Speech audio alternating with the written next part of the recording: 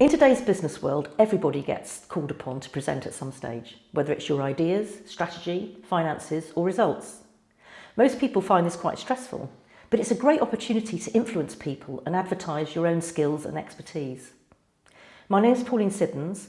I'm a management development consultant with over 30 years' experience in training, team building, and coaching. I've designed and delivered presentation skills workshops, and my particular interest is in PowerPoint design.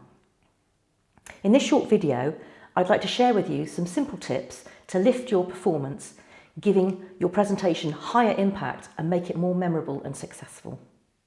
Use the tips in this video to help you design presentations in the future, or use it as a checklist to improve existing presentations that you've got. I'm going to cover 4 topics: why present, how to make an impact, creating visuals, and then thinking about your audience. The first question to ask yourself is, why go through a presentation if it's that stressful? Well, if the purpose of your presentation is to give information to your audience, maybe an email or a document might be a better choice. The best reason for presenting material yourself is to give you an opportunity to persuade your audience, allow questions and answers, and also generate discussion and an interest in your topic. Secondly, making an impact. In the first 2 minutes, you need to grab your audience's attention. They'll be thinking of their own workloads back at their desks. They'll be thinking of their deadlines, and they'll be anxious to check their inboxes. So you need to persuade them that you're worth listening to for the whole of your presentation. Now, I use an acronym called IOCBA to help me with this. I stands for issue. This gives the context of the presentation. It might be a question you might ask, or it might be a description of the problem you're trying to solve. O stands for opportunity. There's an opportunity for your audience to get involved in either solving the problem or contributing to the issue that you've described. C stands for credibility. Why should they listen to you? Do you have qualifications in the topic? Have you got any expertise or skills in the area? Or have you just spent some time researching it?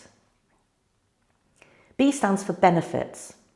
What direct benefits will the audience have in giving you their full attention for the cause of your presentation? What's in it for them?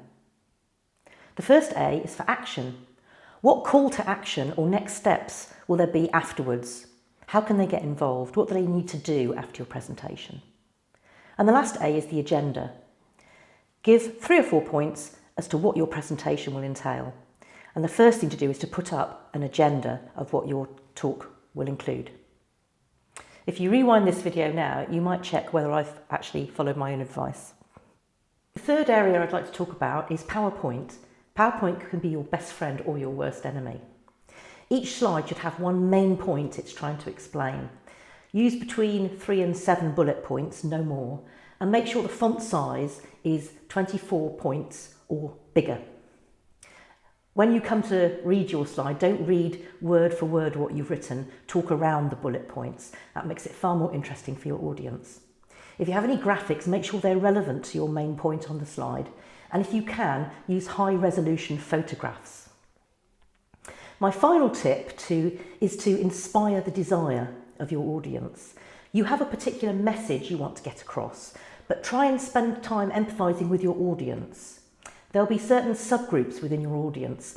They'll have different interests. So some will want to know the costs. Some will be thinking about how it affects them personally or how it might affect their department.